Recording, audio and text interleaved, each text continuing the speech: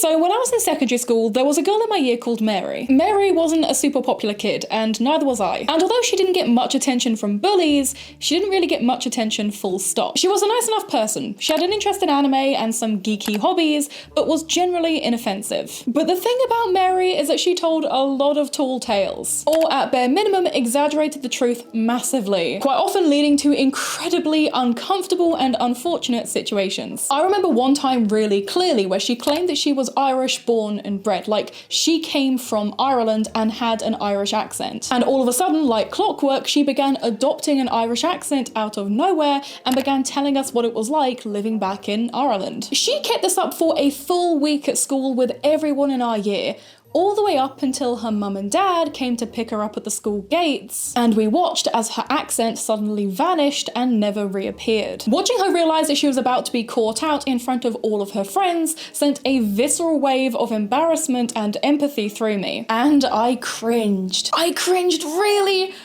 hard. It was bad. It was actually really bad. I cringed so hard. But truthfully, we've all known or even been a Mary at some point. The reality is many kids and teens exaggerate or embellish the truth in order to feel like they fit in order to feel cool amongst their peers. That whole period of your life is a mess of hormones and just desperately trying to figure out who the hell you are. And I mean, who hasn't lied about being a werewolf or a vampire or doing something kind of lame and cringy at some point as a teenager? Popular British TV show The In-Betweeners had the character of Jay, who was the embodiment of trying to show off in order to make up for your insecurities. Lying about all these super hot women that he slept with, and also exaggerating how attractive they found him, and even just achievements such as taking a pedalo to Africa. When do you ever go to London? All the time. I went last weekend. I found some girl up there. Did you? Where was that then? It was in the Tower of London. The Tower of London. But the reason why this character has become such an icon beyond its original TV run and way beyond the existence of the show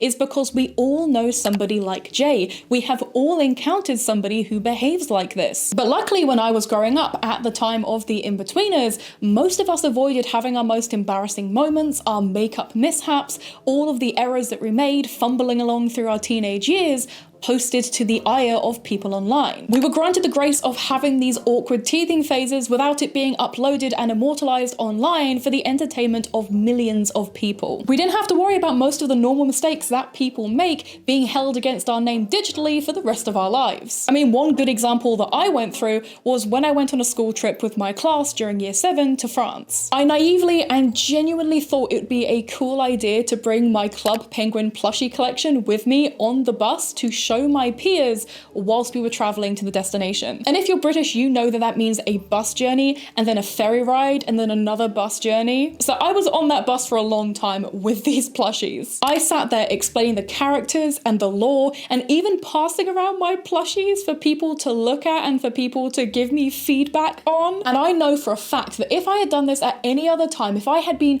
born a little bit later during the existence and the big rise of social media, this weird, awkward, well-meaning but embarrassing behaviour would have no doubt been captured on phone cameras and posted everywhere by my classmates. It would have been captured and posted online to mock me. Living on through one of the many YouTube cringe compilations that regularly feature children. Cringe is something that has become so exploitable and marketable online. It is the new hot button phrase to describe anything that is deemed as uncool or out of the ordinary. Your hobby can be cringe, your fashion and your makeup can be cringe. I would know a lot about that apparently. Your face or your body can be cringe. If somebody doesn't like you for whatever reason, they can explain it through a feeling that we've all experienced at some point in our lives. However, the culture around cringe is far deeper and more sinister than you may be led to believe. It's gone way beyond a classic goof up, which probably everyone ends up giggling at some point or another. It has become a whole industry. A feeling that was once rooted in empathy and understanding has now evolved into a trigger word for ridicule, bullying, and harassment. That's right, ladies and jelly beans, we are doing a video on cringe culture, empathy, and the ethics of this new industry. Because at the end of the day, if you post anything online, no matter how big or small you are, you could be the victim of cringe culture.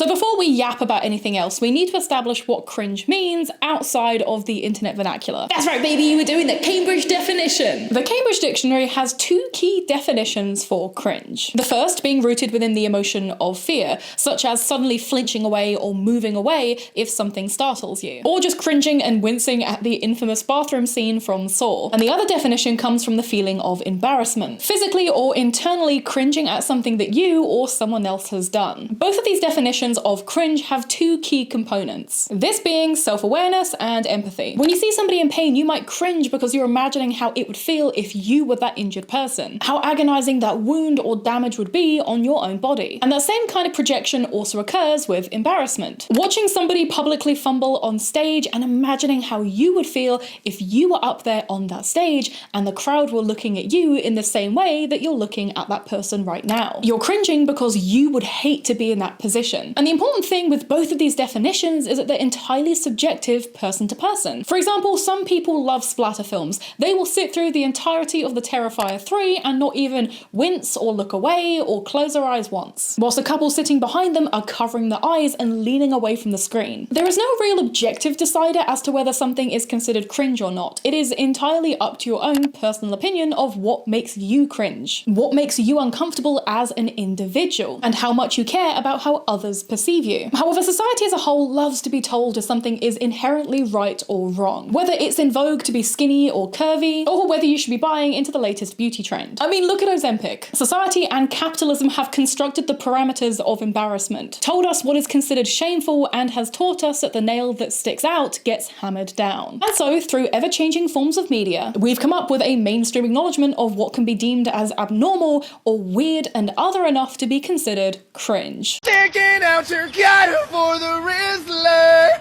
You're so scared, buddy.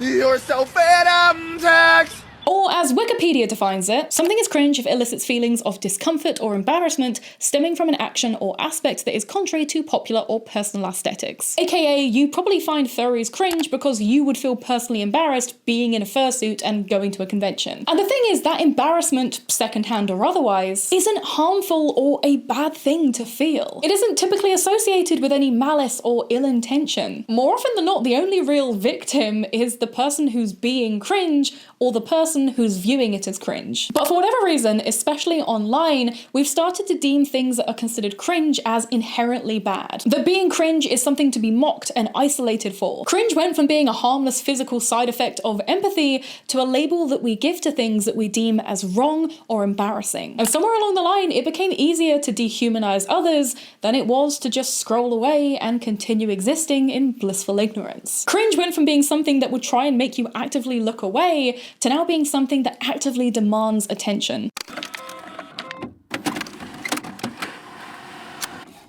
In the modern day, the internet has become an essential part of our connection to people and the rest of the outside world. The phones that we nonchalantly carry with us to school, work, or even the bathroom have the ability to find us a new job, a new partner, or a new product that we simply cannot live without. But of course, the internet wasn't always so streamlined. YouTube didn't used to be this massive titan filled with content creators hoping to make it big and have their voices heard. In the early days of social media, there wasn't this monetary incentive to post our lives online for the approval and interest of others. Early YouTube videos were a far more personal reflection of oneself and the current time that you're living in. Like, for example, vlogging used to be such a massive deal. Like, every big YouTuber would just vlog. They'd vlog their lives, their day-to-day lives, they'd talk about daily things that they do, and people loved it. People loved seeing this glimpse into people's lives, and quite often, even if it was edited and cherry-picked, it did feel quite personal and intimate. But nowadays, people don't want to watch vlogs, and the views prove that. The views for vlogs are pretty damn low.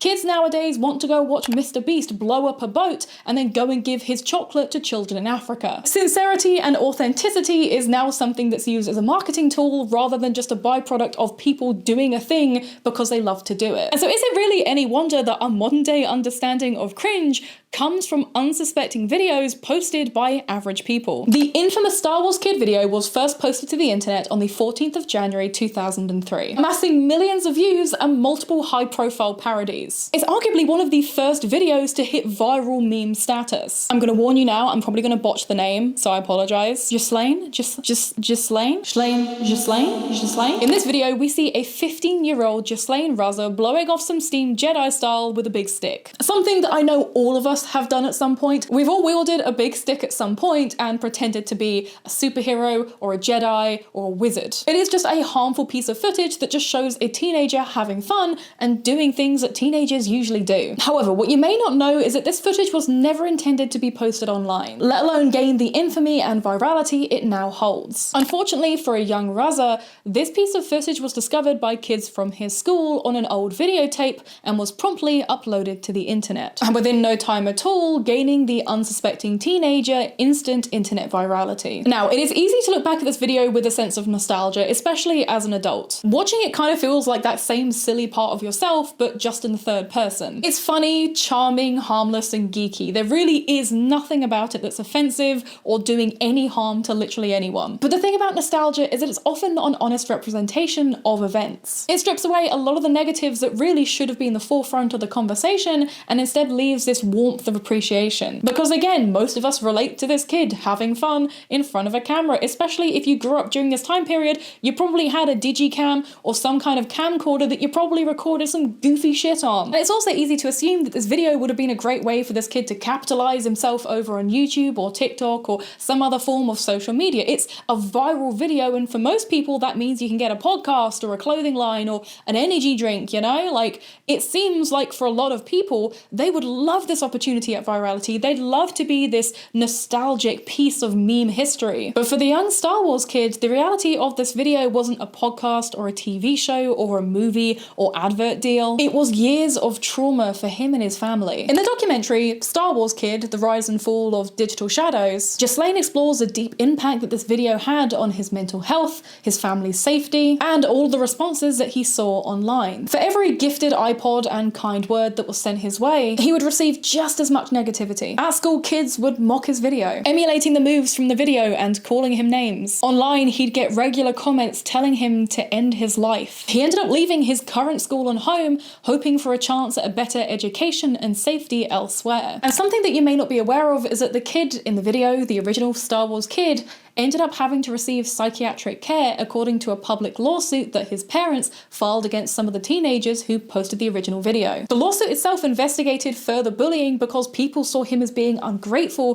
for having all this online attention and infamy. Some people just saw the Star Wars kid as a kid having fun and making moves, finding sincere joy from the video and genuinely finding it as a positive outlet for just having fun. But others saw this 15-year-old boy as being worthy of ridicule and being spread around the internet for the entertainment of others. But of course, the Star Wars kid isn't the only child to gain unwanted internet infamy. Because one video that has always stuck in my mind, especially as a British person who went to British schools, is the video, "I'm a prefect." Move! No! What the fuck? I'm getting really sick of you!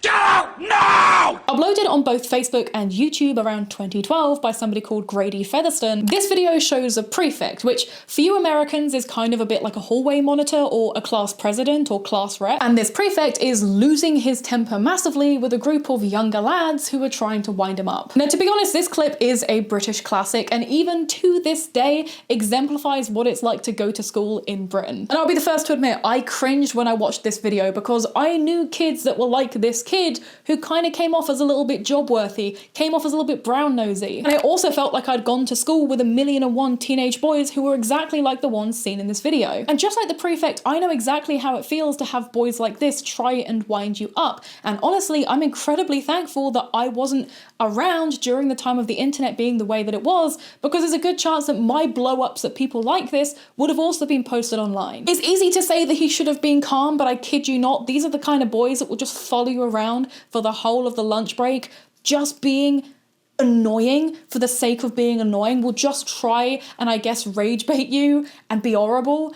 as far as they can push it before they get in trouble. And clearly I wasn't the only person who felt like this video was relatable in every aspect, because on the forum Two Kinds, there was actually a thread posted at the start of the viral climb of this video called "I'm a Prefect, Bullying or Not?" with anon forum users discussing the original upload, posting small updates, and generally waiting around to see how big this clip could become. Some anons felt like the Prefect was way out of line, commenting, "There's no justification for flipping out like that. This looks to me like this kid has seen too many movies where intimidating people scare potential attackers or lawbreakers into submission by yelling or threatening." However, as with anything posted online, netizens did some digging, quickly revealing that the original Prefect in the video, who was apparently called Jamie, was allegedly autistic, at least according to an update posted to the original Facebook post, all of a sudden adding a new layer to the story that many of us watched unfold in the video. But unlike the original Star Wars kid, Jamie never got an iPod, gift cards, or fans of his video. In fact, the clip only compounded an already existing bullying problem that was pretty evident within the video. It's clear to me and many others that, on reflection, this was likely not the first time that these boys had targeted Jamie, but it was the first time that he'd been caught on camera. When looking into this clip, I actually came across a Reddit thread which claimed to have some updates of what happened to Jamie after this video went viral, with a Redditor by the name of Rousey posting, "I went to the school myself in sixth form. He was a year older than me, and almost daily he'd be insulted when walking to class. Not by the sixth formers, but the kids in the lower school. The way that our sixth form worked was that some classes, not all, took place in different parts of the lower school due to space constraints within the sixth form block. Of course, this means you occasionally need to walk the corridor whilst lower school are going to their lessons, and that's where he'd get abused. Teachers never did anything, and the sixth form students either just watched or occasionally laughed at what the younger ones said. The guy himself ignored them and never responded, managing to keep a lid on things, and I'm not sure how, because even the best of us would have snapped. Anyway, as for the kids who bullied him, they all got excluded from school, and I don't believe that this was their first instance of bullying him either. But that video took things beyond no return and forced the school to take drastic action. Unfortunately, too little, too late. The school is called Tupton Hall, and in my experience, it's just chock full of shitheads and bullies. It was made into an academy recently, which does seem to have improved things, thankfully. As for the lad who got bullied, like others have pointed out, he appears to be a computer technician now. Hopefully he's found peace in his life, because he was treated really unfairly by both his peers at school and the internet at large. Nobody seemed to care for the fact that he was autistic, which is just sad considering how many others have been bullied in the past and the internet came to their defense. But this guy unfortunately fell through the cracks. There was also an update given by Redditor D Gentleman, claiming that Jamie went on to get a master's in creative technologies and now runs his own tech repair shop. And honestly, I really hope that's true, because Jamie was treated so unfairly by the internet and by his peers, and to me, and I think a lot of other people, especially in hindsight, it's painfully obvious that these boys were doing this for a long while, and this was the first time that anyone had actually caught it on camera. Not to mention the fact that he had the whole internet bullying him, picking him apart, and just criticizing how he handled the situation as if they had any context as to how long this has been going on for, and the fact that teachers should also be getting involved to stop this from happening. Like, where was the criticism for the teachers? Why was nobody asking or questioning why the teachers were letting this kid take on so much responsibility by having to police other students? Like, you know as a teacher that's going to get your kids bullied, right? Like, you know that if you make a kid this like authority above others, the other kids are just going to pick on them because they don't want to listen. And actually, speaking of kids being unfairly targeted, I'd be doing a massive injustice if I didn't talk about the case of Damien Leonhardt. And if you don't recognize the name, then you almost certainly recognize the video. This clip shows an 11-year-old Damien crying on camera with their dad rallying to their side, creating the viral meme line, "You done goofed." Consequences will never be the same.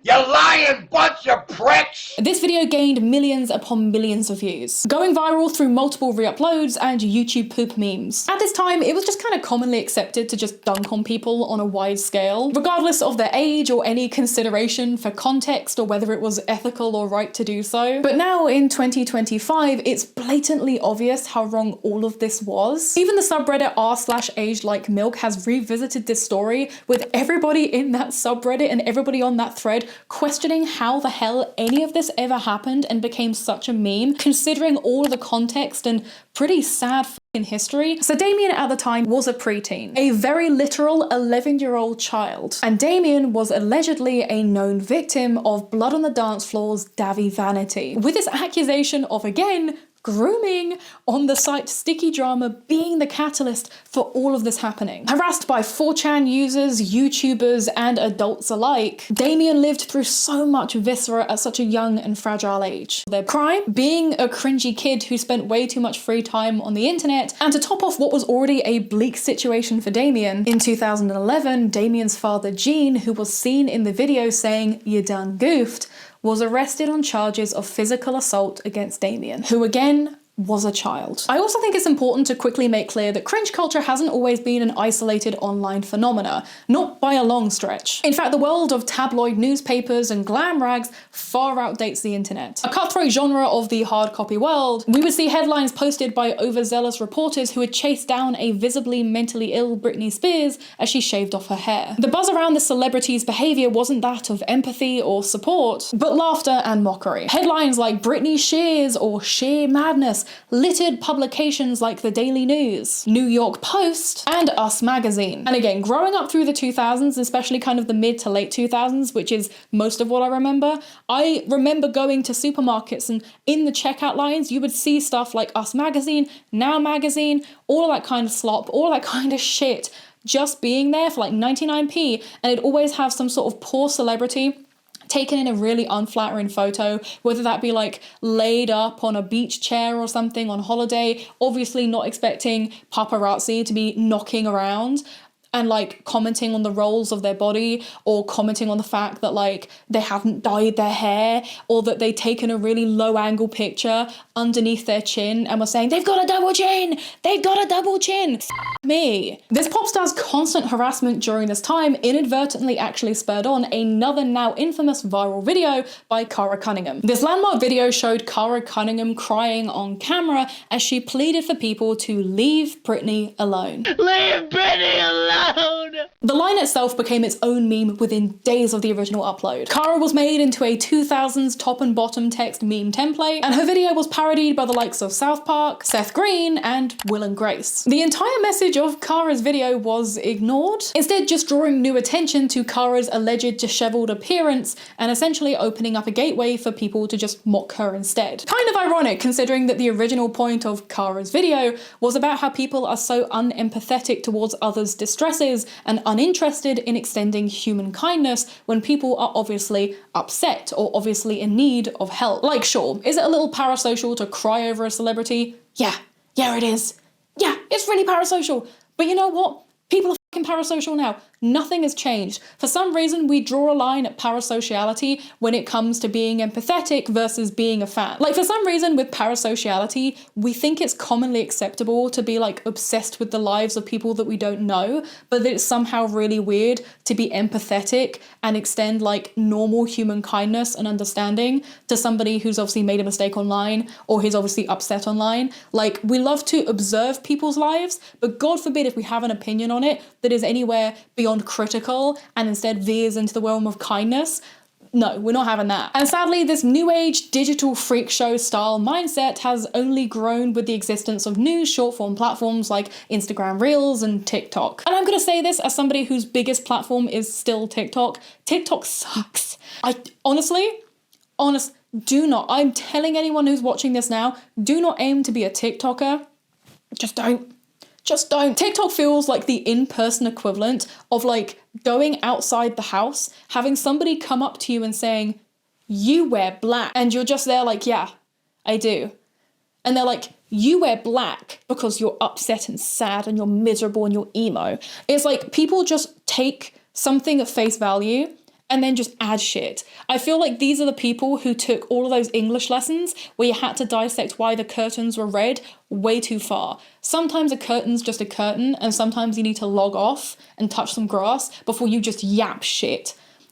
Fuck TikTok. We're living in the weirdest and possibly scariest timeline right now. Every news cycle feels like a South Park skit, and the UK is now restricting a lot of media at the cost of your sensitive data. If you're a creator or even just a keen internet user, staying safe and unrestricted online is more important than ever. And luckily, this is where today's video sponsor comes in, CyberGhost VPN. CyberGhost routes your online activity through a secure and encrypted tunnel, keeping your IP hidden and your data private. Turning on CyberGhost VPN information before you browse, encrypts and reroutes all of your traffic through their secure servers. So no one will know of or have control of your online activity. What's more, CyberGhost VPN doesn't keep track of your browsing or data, meaning even they don't have access to your online activity. Within a matter of seconds, you can change your virtual location and unlock geo-blocked contents from loads of major streaming services, as well as finding better deals on things like flights to Japan or even just shopping your favorite merchandise. And the best part is CyberGhost VPN works on all major platforms. Windows, Mac, iOS, Android, and even smart TVs and consoles can use CyberGhost VPN. One subscription covers up to 7 devices, meaning that you can cover all your tech or share your security with your loved ones. And right now they are offering a special deal of $2.03 a month, plus 4 free months. That's 84% off,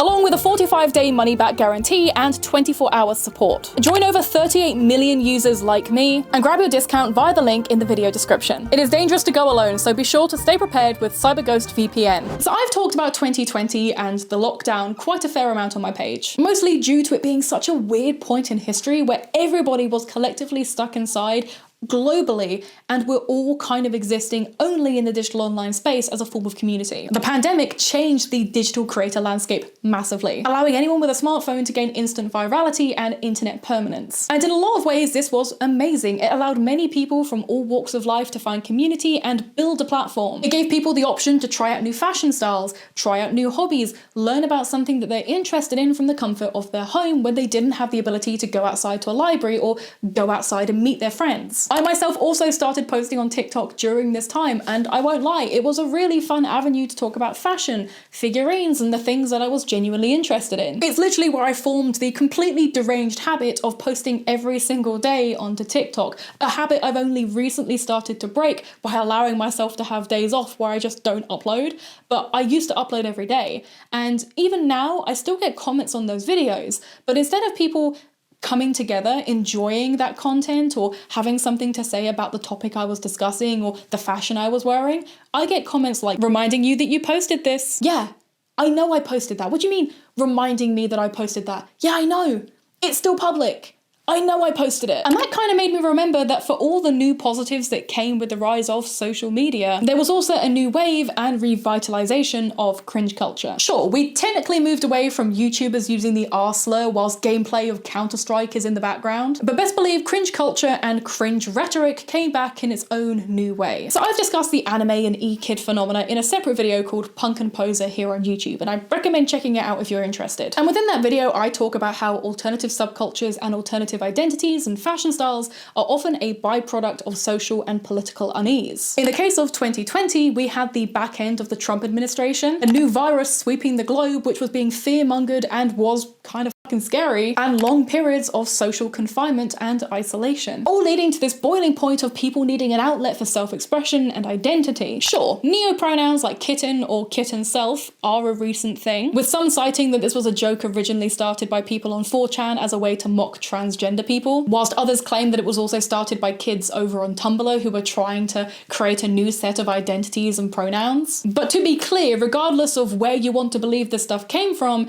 genderqueer people and different forms of gender identity have existed long before the internet, long before it was socially acceptable. And in 2020, many young people who had a lot of time alone to self-discover and look into their gender identity ended up adopting neopronouns as an almost exclusively online way of referencing themselves. But quickly, this turned into people mocking the majoritively younger people who were adopting neopronouns, dressing up in brightly coloured mismatched clothing from Shein and painting their faces in a Jasmine Bean style makeup, all to film videos laughing at others. Not to mention mimicking what many considered to be neurodivergent mannerisms. Hey there, I'm Arson.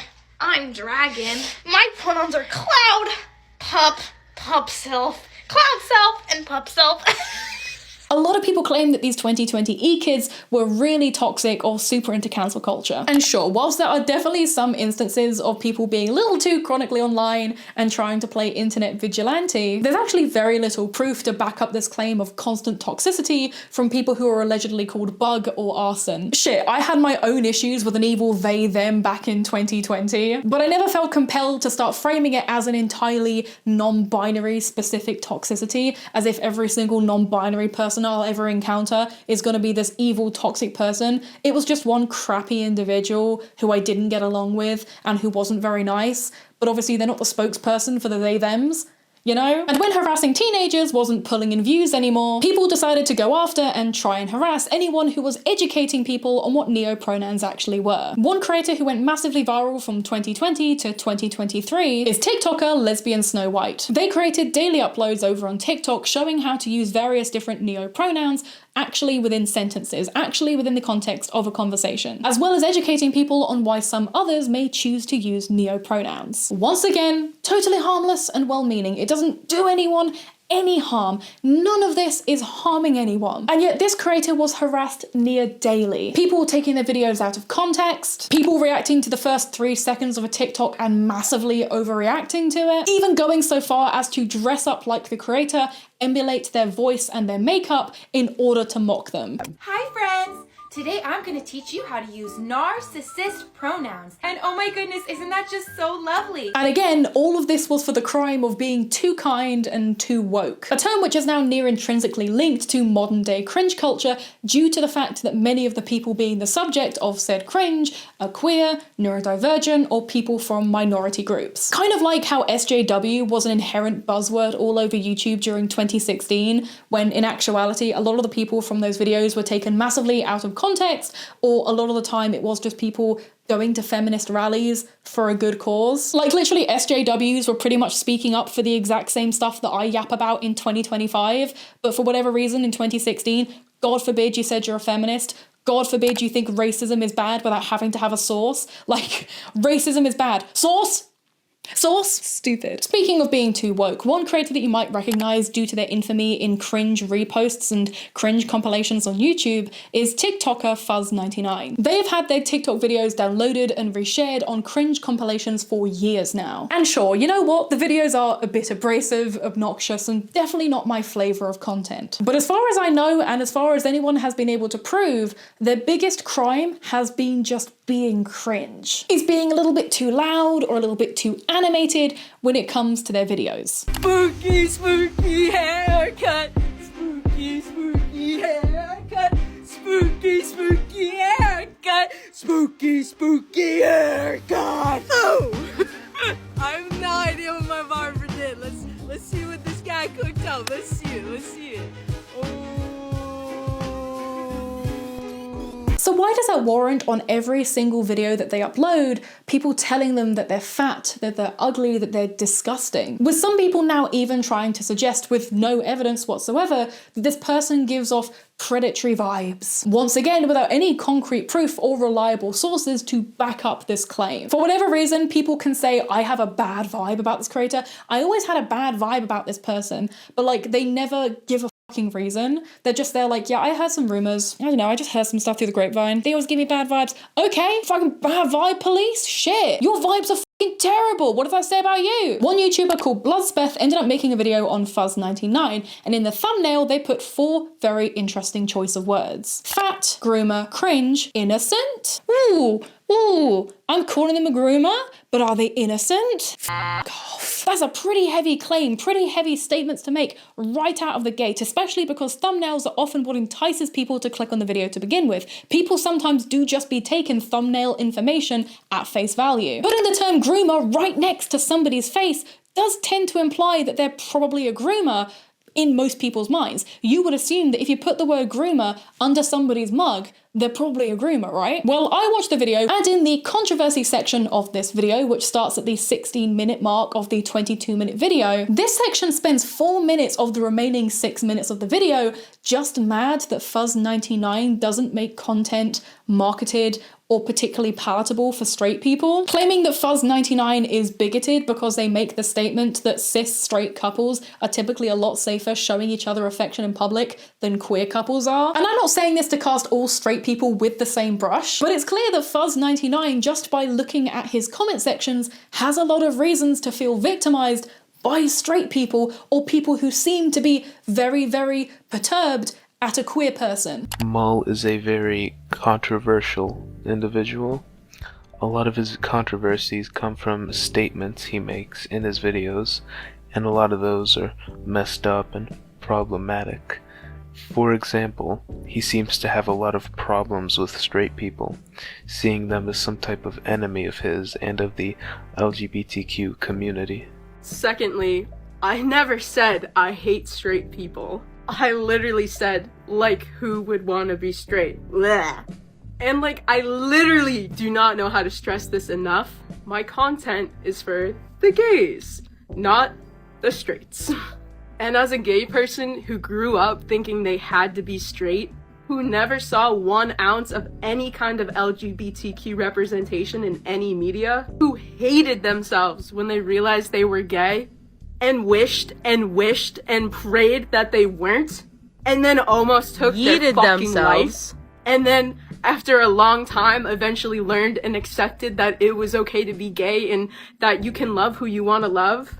Yeah, I would never want to go back to being straight or ever be straight. And a lot of gay people who I make these videos for and who have gone through the same exact things feel the exact same fucking way. So I'm sorry to all the straight people who I offended, but y'all need to realize that the straights have not been kind to us. And I would not give up loving the person I love for anything in this world. And that's it. At no point in this video is there any evidence, proof, or even actual accusations of this person being a predator, being a groomer. Just this weird internet tinfoiling, assuming that Fuzz99 makes their content animated and loud to appeal to children and is therefore trying to turn children gay or trans because they make videos on being gay and trans. Even though Bloodspeth themselves shows Fuzz stating in plain English that they have never claimed or have never made their content to appeal or be for children. Anyone with at least one eye can see that his content is aimed towards kids, even though that's not what he claims. 1, I have never once said that my content is for kids or that my intent has been to make content for kids. A lot of people had problems with his style of content. They believe Mull is grooming kids into becoming trans.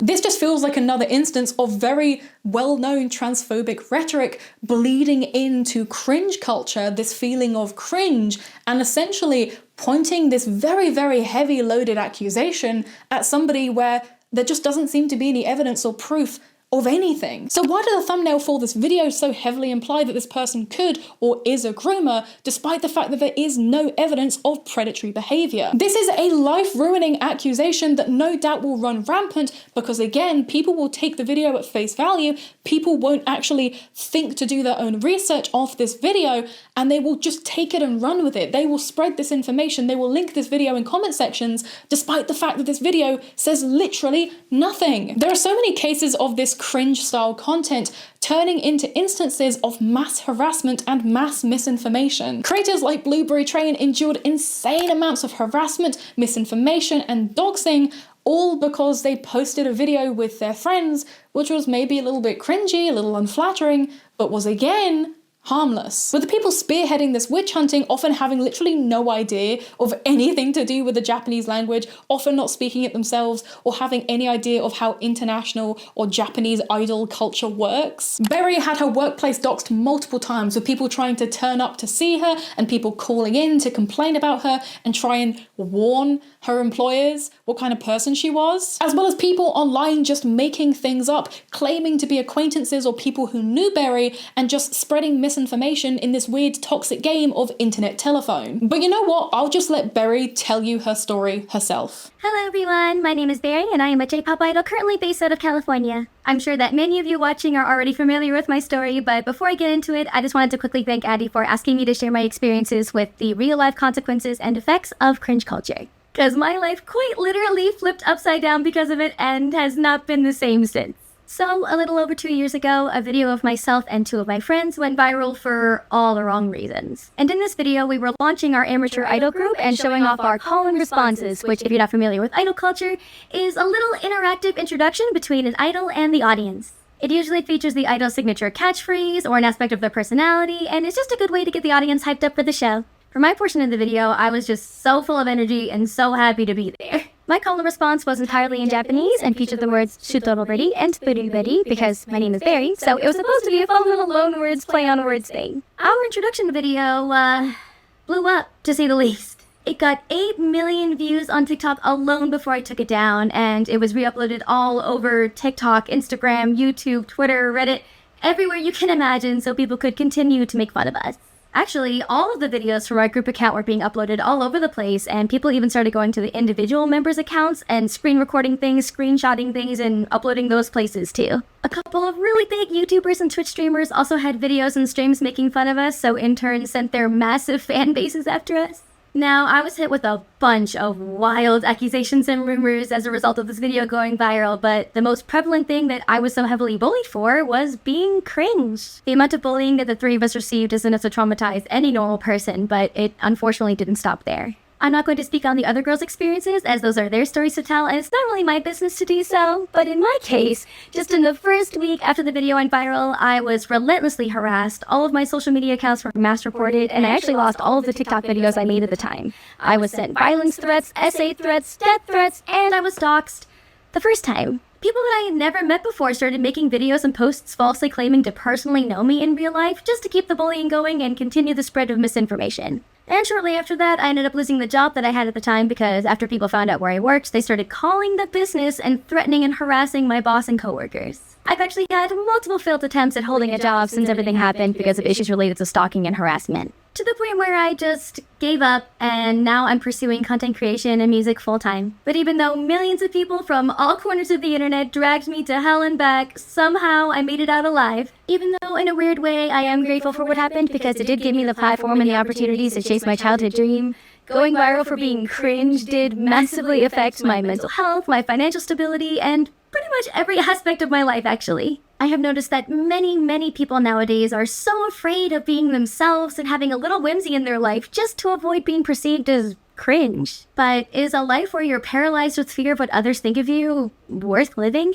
Now, thankfully, Berry's story does have a happy ending because off the back of this, she was able to become a successful Kaigai idol, even performing over in Japan and recently being signed. But even now, when that video resurfaces, she is faced with a whole new wave of hate, harassment, and reminders about a point in her life which really needn't have become such a big deal. To be honest, most of the instances of viral TikTok cringe are just people who are cosplayers, furries, plus-sized people, or just queer folk. Almost never actually doing anything harmful or wrong, but still regularly facing a lot of hate comments and wrongful assumptions. For whatever reason, we love knocking down other people a peg or two, and in this instance, it's not because somebody's gotten too big for their boots, but it's because we find them to be unsavory or cringeworthy. And this is a theme, by the way. This inherent witch hunting of people who are maybe a little less palatable for a mainstream audience, now needing to be vilified for the crime of just simply being cringeworthy. Anything from the classic, they give me a bad vibe, I always got a bad vibe, to just making up rumors or simply taking information from a comment section at face value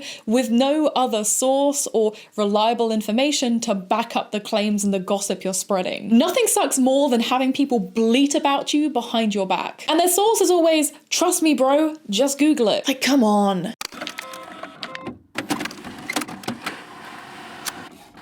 Opening YouTube's Explore page in 2025 will usually greet you with at least one type of drama video or controversy style video. And this is because over the past few years, the algorithm and internet consumers have started favoring a negative outlook and negative style of video creation. We went from a few big name drama channels at the beginning of 2020 to suddenly having an insane spread of drama farmers across our FYPs. Everything from cosplay controversy, OF girl drama, and even just people making their daily income and their content all around other infamous creators. To be fair, sometimes these videos are important PSAs about the behavior of online internet personalities. YouTubers like I'm Alex were rightfully deplatformed because of their behavior, their abusive behavior, which was literally caught in 4K on camera. Myself and many others did tune in to see this absolute shit show taking place and observe what was happening because he was a huge creator that had a massive platform in the controversy and drama side of YouTube. He himself had quite literally built a career punching down on other people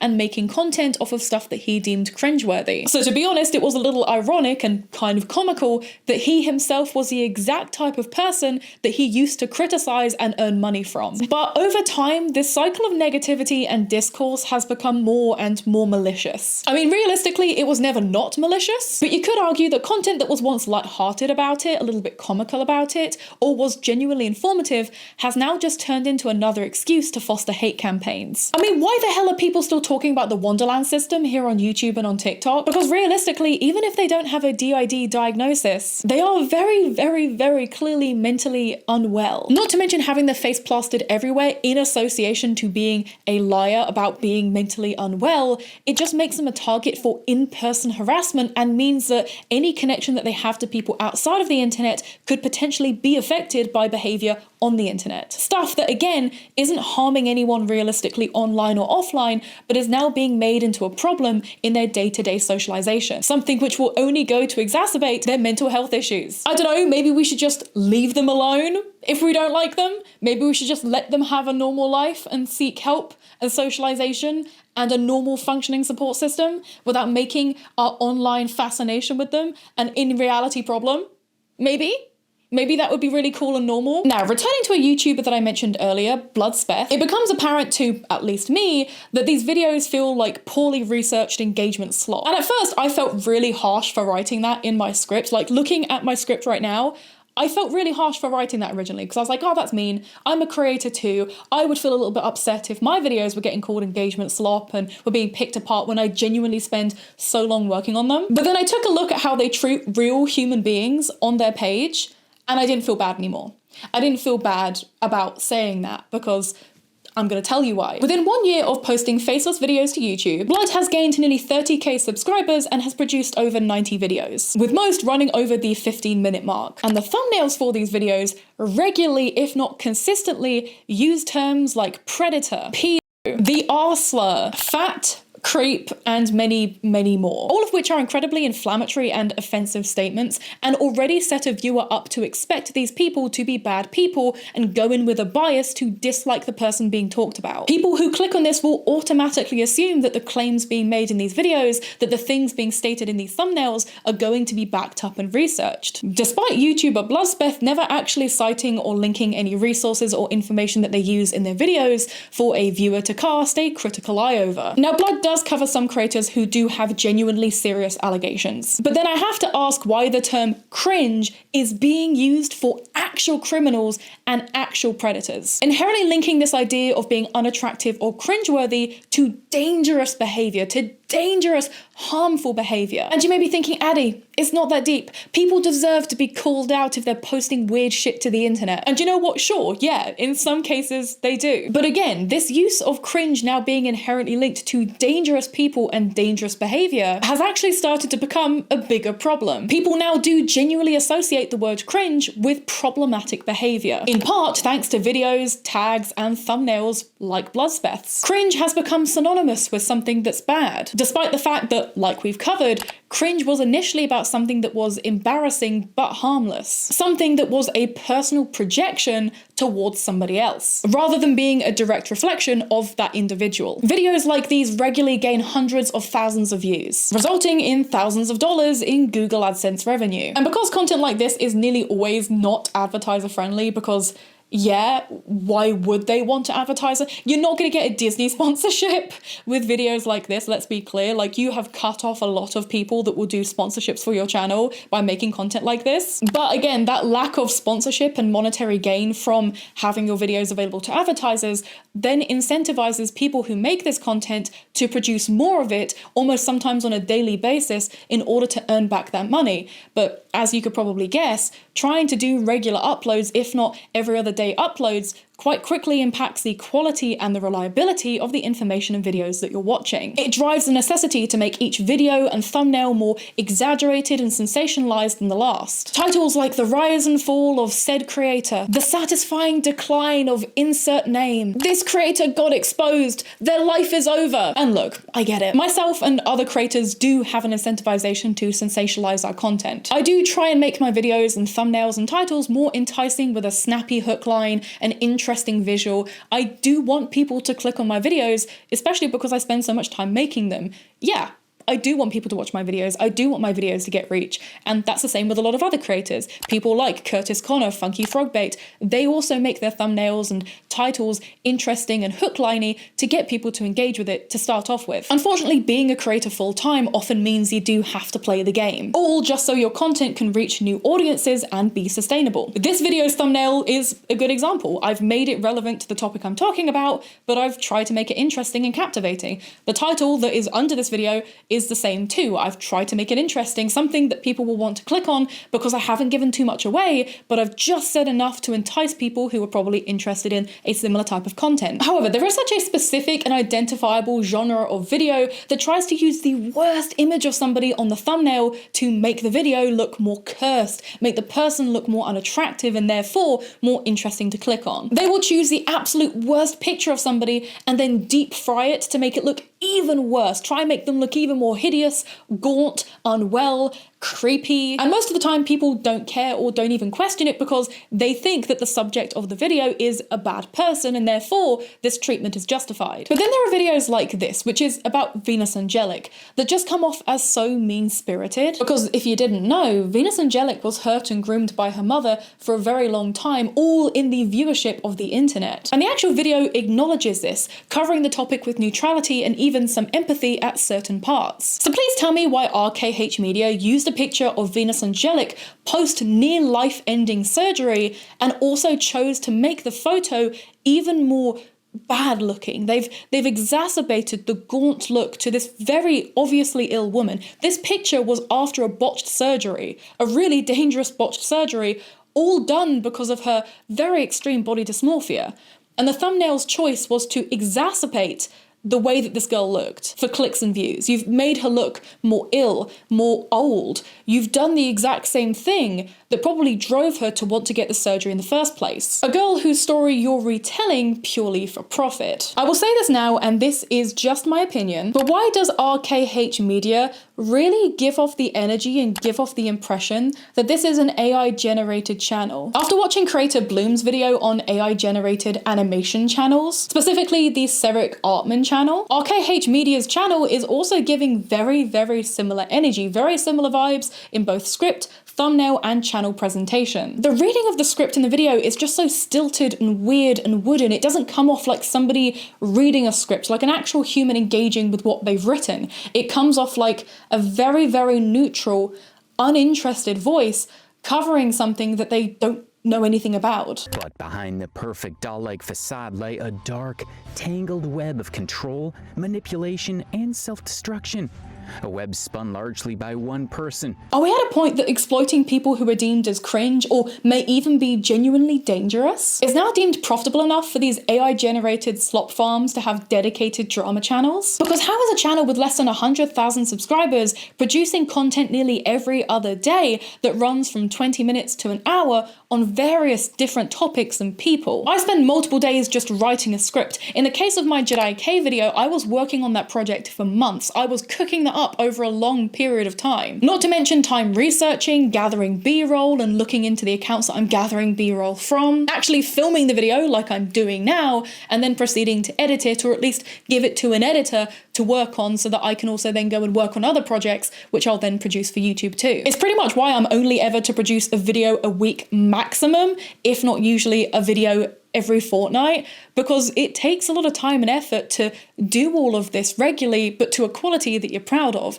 And I also try to produce stuff that I've really made sure is well researched and is concrete enough that it's not going to cause anyone any harm, but it's still engaging and accurate enough to be good content long term. It will age well. Yet somehow RKH Media is pumping out self-described detailed documentaries on a near daily basis. Like, how can that be possible? How the hell can you expect to cover stories like Venus Angelics with reliable resources and information if you're pumping out content every single day? And actually, even their profile picture and PNG tuber that's used in their channel trailer is AI. And their thumbnails are the same recycled assets used over and over and over again. They just change the text slightly and the person that's featured. They even have basic spelling mistakes for words like liar in their thumbnail, something which you just wouldn't do if you're spending any time at all cooking up your thumbnails, cooking up your video. The last thing you want is to be caught out with a spelling mistake in your thumbnail when you upload something you've worked on for a week, 2 weeks, 3 weeks or more. In their trailer, they say, "We discovered a pool full of anarchists," but then the channel description states, "I create detailed documentaries and icebergs." So again, we're going between a we to an I, which again, you just wouldn't do if you're an individual working on a channel. You're not a company, but you're also not an individual. Like when I make videos, it's just me. It's good old Addy making the videos, standing here in my echoey office that I've just moved to, making this stuff for you, cooking it up. At most, I'll get the help of a wonderful editor, and that's about it. And that's not always the case because, my God, editors can be pricey. They're worth it, but they can be a little spenny. They're a little spenny. Sometimes I want to be frugal. Japan trips don't pay for themselves, after all. But that's it. I wouldn't say that my channel, Adi Harajuku, is a group effort. It's my effort. It's me. It's just me. And yet they go between using we to saying I, which again, isn't consistent. Not to mention that if these videos are being written by a third party or even worse AI, then that means that none of the information in this is truly being fact-checked, being checked over by a real person interested in the topic and aware of all of the things that you have to double check before making such statements. RKH Media never cites or links any of their sources or information. So how can the consistent thousands upon thousands of watchers be sure that any of the information that they're listening to is correct, is truthful, is accurate? Because I know for a fact that most people don't go and fact check the things that they see online. They take things at face value. They assume that the creator that they're watching on YouTube, especially when the video has a good amount of views, is telling the truth. They don't feel obliged or feel it necessary to go and do their own checking to make sure that the sources or information linked is not biased. Because again, you can find information online, but where does that information come from? What is the agenda for that information being published? People don't want to go and do that checking because, again, you typically assume that if somebody's making a video like this, that they've done their research. And so you don't feel any obligation to click down below in the description and see what they've cited or really care if they've linked anything on screen. Because, again, you assume that in good faith, this person is producing things accurately. But you can't do that if it's with AI. I mean, it should be common sense that hate threads are equal parts speculation as they are information, right? There could very well be a photo or screenshot posted there that can lead people to believe or even prove a certain thing, but there's also going to be a lot of speculation and personal bias in those threads, in those comments, which can also play a role when it comes to the information being picked up by an AI. Because an AI can't differentiate between fact and fiction. If you just give it a link to check over, it will take every piece of information as fact. It will treat all the information as equal because it doesn't have the capacity to pick apart all of these nuances when it comes to information that you feed it. Not to mention that these hate sites, which are often used as sources of information, are rife with transphobia, hate speech, and just all manner of nasty shit that again cannot be taken as a reliable source of information. You wouldn't find that on the BBC News, and don't get me wrong, BBC News isn't exactly unbiased, but to be clear, there is an expectation with standard news publications that there has to be an element of truth, an element of research. People who find out that a news publication hasn't been truthful, they have to apologize, they have to own up to it, they have to clarify, they have to fix their mistake. But in this instance, AI doesn't have to do any of that. People are going to hate threads to share non-biased, neutral, level-headed information. People go there because they've got a chip on their shoulder or an axe to grind. How do we know that some of the rumors about creators in future won't be the result of an AI-generated documentary here on YouTube, picking up information that hasn't been verified or cited or fact-checked and producing it into a piece of gossip that will then be regurgitated by other channels in future, both defaming innocent people who dare to be cringe, but also muddying the water for actually harmful people who can easily now claim that this is defamation because it's AI. And then in turn, these AI generated videos get recycled by the wider commentary community, with people using it as some sort of reliable source, a first-hand source of information, or just taking it at face value, but also being fed back into AI to create further videos in future. There is so much unverified information and allegations being posted under the banner of cringe. Sometimes by big creators who no doubt earn fantastic revenues from their big hit pieces, but other times by much smaller creators or even AI slop farms that also want their piece of the algorithmic pie, their slice of the AdSense revenue. You may have noticed that vulnerability in age, mental health, appearance, or disability has been a consistent trend in pretty much all of the instances of viral cringe videos that we've covered. And I think this is one of the biggest issues when it comes to our understanding of modern cringe culture. Cringe is seemingly no longer identified by that internal projection or relatable empathy, but is instead a moniker of somebody to point and laugh at. A modern day freak show. It's something different about somebody, and different doesn't often fall within the recognized parameters of society, regardless of whether it causes any actual harm. YouTube Explore pages are now flooded with commentary channels reporting on online and internet drama from so-called lolcows and bad creators. Lolcow now just being an overused buzzword for profit and for attention online, rather than to describe somebody who is genuinely harmful or problematic. In some cases, you might find defamatory videos, filled to the brim with rumor milling which cites tweets as reliable sources, as well as targets who tend to receive the most egregious thumbnails and titles for their videos. These are also often people who have no legal form of recourse. They don't necessarily have the means or capacity to fight back against defamation and harassment they receive online,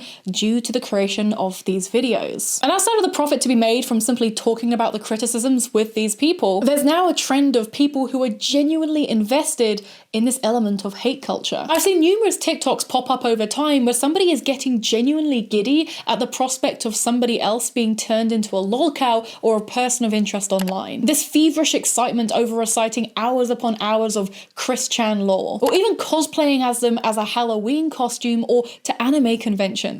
Not to stir up any discourse, but if you send me a lolcow like Christian and you're like, isn't this so funny? I'm gonna assume that the very core of your being is corrupted in black ichor that can never be scrubbed. This weird pop culture phenomena of wanting to turn real people and the tragedies surrounding them or even caused by them into some form of internet joke or memery. But the weirdest part is, in my mind, that if you ever show any criticism towards these fans of cyberstalking, they'll immediately shut it down by implying or outright stating that you support insert bad person's name, despite them being the ones that publicly post their delight about knowing all of the lore, information, and awful things that have happened with this person. Like, low-key, why does it kind of feel like the internet equivalent of those women who genuinely idolize and write to serial killers in prison? Like, they make these romantic Tumblr posts or almost like fan pages dedicated to genuinely heinous criminals. Like, this weird obsessive behavior of wanting to be a fan of somebody who has, in some cases, has genuinely done evil shit. Like, they get like genuinely excited at the idea of being like, oh my god, I know so much lore. Like, I actually know way more about this person than you. Actually, I'm an internet Christorian. I'm an internet Christorian. What the f does that mean? I'm an internet Christorian? What the f? Get a job. Crazy f. I'm an internet Christorian.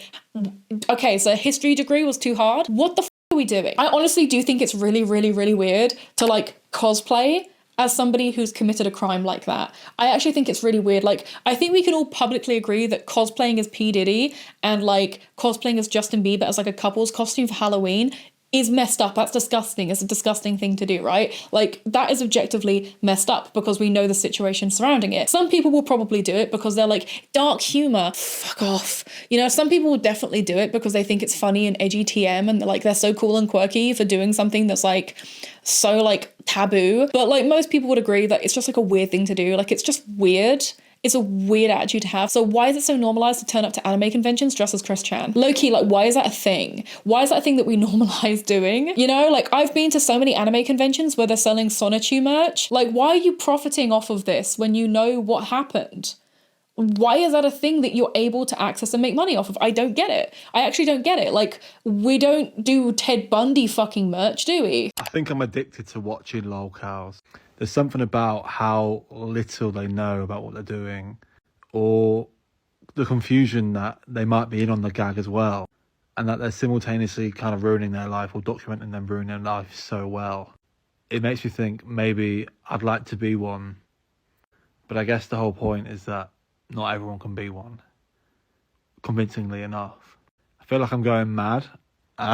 Now, I do want to be very, very, very crystal clear. I am not glossing over the very real criminal cases of people like Chris Chan and others. I am not the person to excuse crime just because somebody has a learning disability or ASD. But I'm also not somebody that thinks these things should be turned into entertainment and gawked at by others on the internet. It feels strange to me that other suspects in such cases can be treated like internet heroes or internet vigilantes, as opposed to further culprits of heinous crimes. I think it could be quite telling when such stories are shared with a level of mythos to them, turning people into almost fictional characters, goodies and baddies, while still not holding everyone involved fully accountable, without being critical about how all of this came to unfold to begin with. Some situations in regards to online content creators such as World of T-shirts can be the result of the internet's proactive involvement and even in some cases grooming. Yes, grooming. The act of preparing or setting somebody up for a specific act or purpose. Grooming is not a term that is only used for adults trying to hurt children.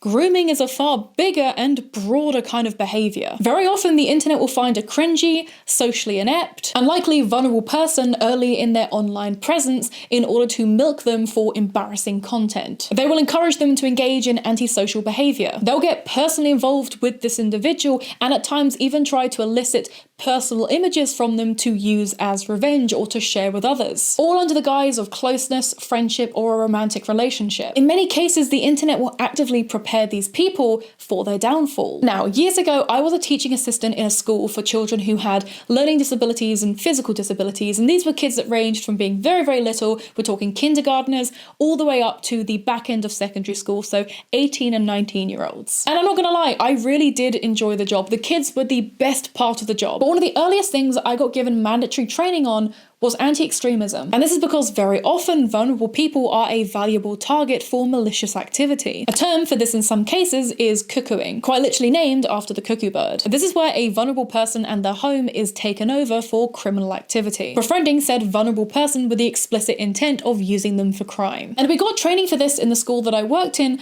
because all of the kids that I worked with were really good targets for this kind of behavior. They were the demographic that were really at risk of naively being suckered into dangerous activity. They were naive, sometimes without proper parental supervision or support. And quite often their own parents also had learning disabilities or physical disabilities as well, which were also not being supported very well from outside resources. Just like any kid online, they had the capacity to be victims, but they had a reduced capacity to identify the danger. And to be honest, I had one kid that I had to work with who was constantly actively targeting me for physical attacks and groping. They would actively seek me out to try and bite my arm, scratch me, make me uncomfortable, and grab my chest. And in some cases, I did feel like my fellow staff were too quick to dismiss this behaviour. If that kid, who is probably now an adult man, decides to go on and do that in public, he absolutely does have to deal with the consequences because he was the perpetrator, he did the behaviour. But that is why it is so essential for vulnerable people to have the stability and access to good education and support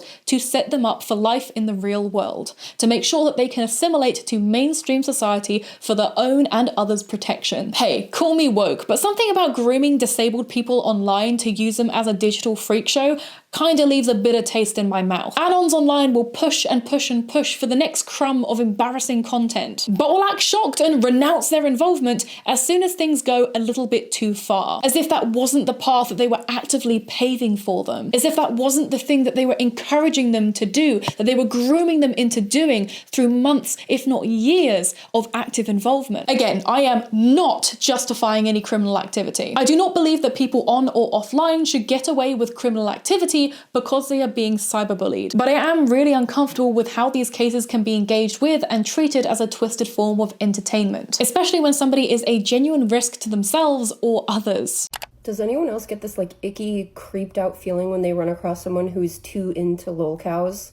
Like, they'll have the lolcow as their profile picture, and it's all they can talk about, and they're like super weird about it. It's like, ooh, you one of them, like antisocial. It's antisocial behavior for sure, but it's like undiagnosed personality disorder, creepy, danger to myself and others type thing. Like, those people creep me out so bad.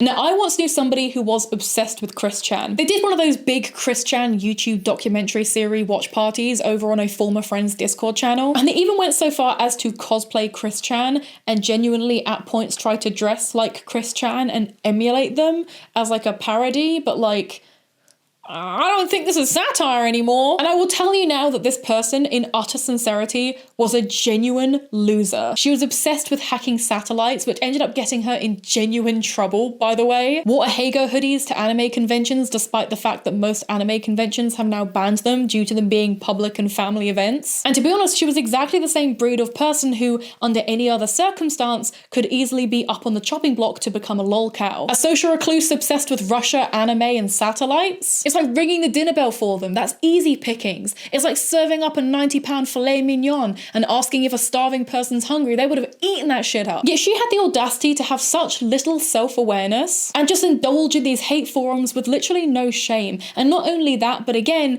kind of aestheticize and fetishize genuine cases, awful cases that have come up with criminal charges, genuinely awful things that have happened, turning them into a costume, turning them into something that's funny or entertaining. I don't get it. But needless to say, all of this gave me the ick in a huge way, and I always kept my distance. And the worse it got, the further away that I got. And, you know, we may as well be on the other side of the globe at this point because, my God, legally speaking, it is a mess to know how much accountability and criminal activity can be given to an anonymous hate forum. But I also just don't think people who spend years of their life, genuine time and energy coaching others into antisocial behavior should just be able to walk away and wipe their hands clean of it as soon as they want to cut off their involvement. And I also don't think that people should be making inflammatory videos at the safety and expense of other people either. Once again, mostly for their own profit. For every Paul Breach who's kissing biddies in the nursing home, you also just get some neurodivergent or queer kid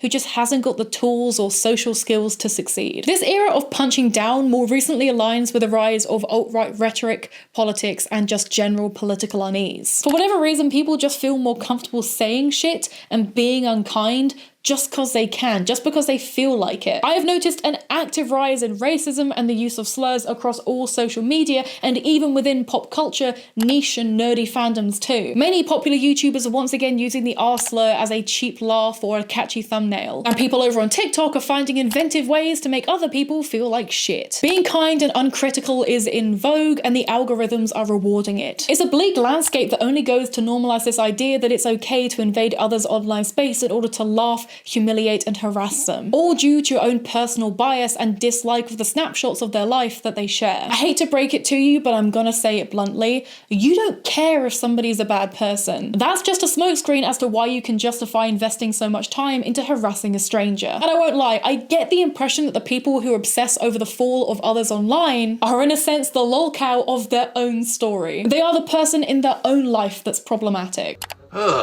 I cannot stand this mentally ill individual whose life I watch every day on my telephone like some sort of dystopian Truman show. Oh no, they went through some sort of tragedy, huh? Well, let me leave a comment. Even though I despise this person, nobody deserves to go through that. Post. Oh, I'm such a gentleman. Let's see what we got next. Oh, he's day drinking again. Let me leave another comment. I hope your liver fails you, boy. You're doing this to yourself. Get help. You see, these videos give me a sense of moral superiority. As bad as my life is, at least it isn't as bad as theirs, you know? I get a little schadenfreude. I take pleasure in their misfortunes, yeah. This is the beauty of the internet, yeah, you know? What do you mean? No, it's not bullying.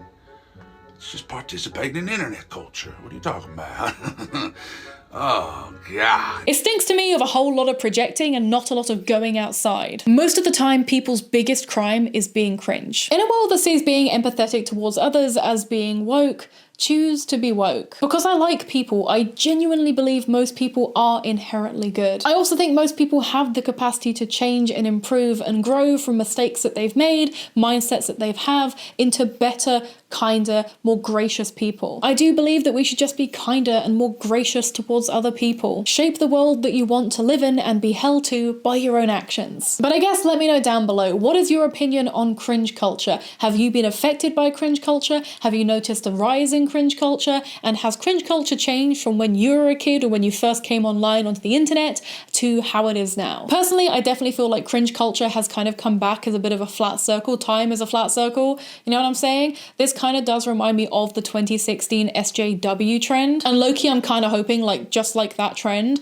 it will just die off, it will just become unpopular again. But I do feel like more and more often the algorithm is rewarding sensationalized content that is inherently negative, as opposed to content that is just interesting for being interesting. Like, so often on TikTok I have people saying that all you ever talk about is drama, all you ever cover is drama, but then like the algorithm doesn't push videos talking about like a fun thing you did or a place that you went or a cool thing that you got.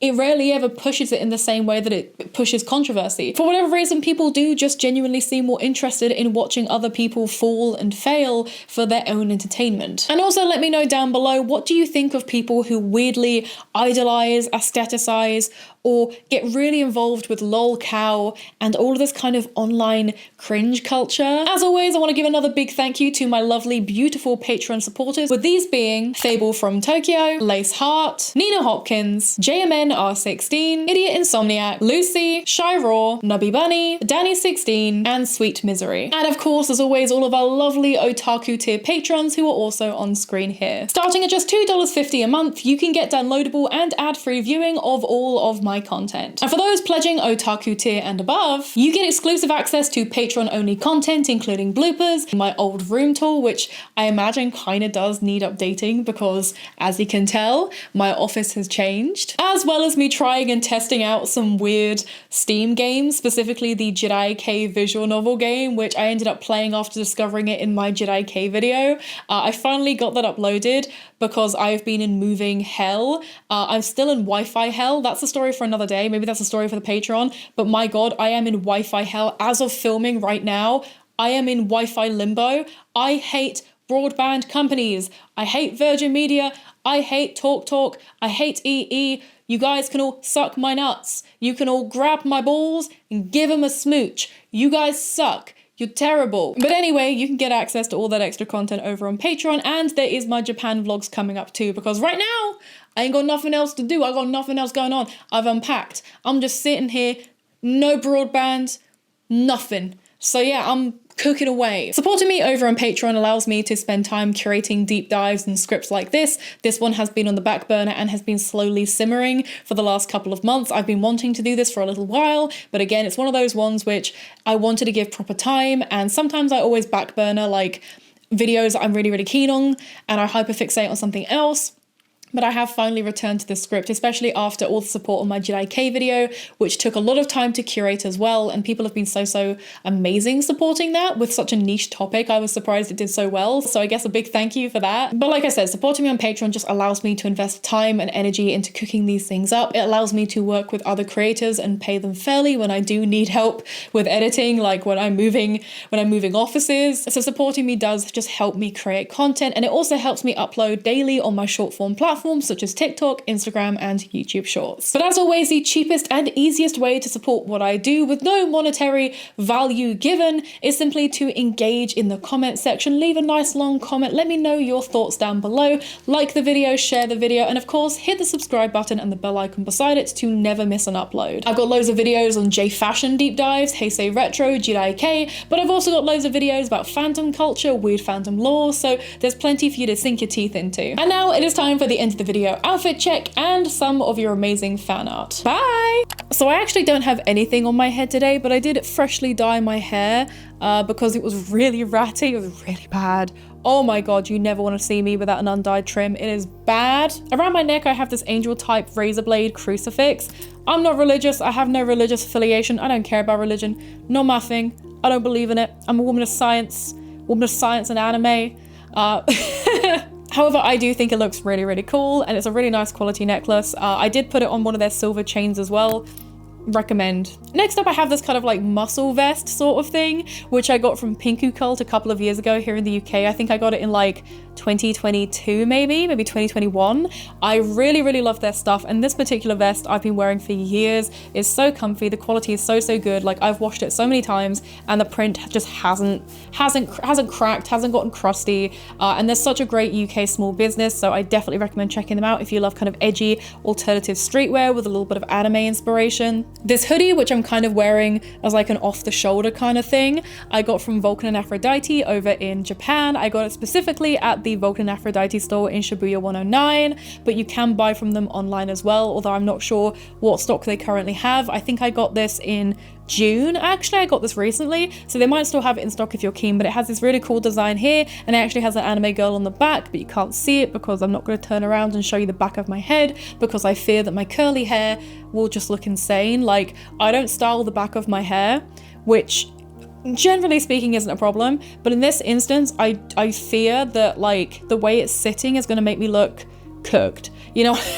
I'm gonna look really chopped at the back of my head, so we're just not gonna look at it. And then trouser wise, I literally just have these Bershka trousers that I got like secondhand many years ago. I think I got them back in like 2021, but they're still a good pair of jeans at the end of the day. So I'm just wearing these because they're comfy, they're casual, and obviously I've been doing a level of like moving boxes and unpacking to get my office ready, so I didn't want to wear anything that could get stained and was hard to wash. These are really good. But yeah, today's outfit is kind of simple, but I kind of like it. I think it looks good, and I actually do think I look rather cute, considering that I'm very spotty today. I'm very spotty underneath this makeup. I'm sorry, hate to break it to you, I do indeed get spotty and pimply under this makeup, especially right now. I'm like, the dust, oh my god, the dust on my skin, horrific. I'm waffling.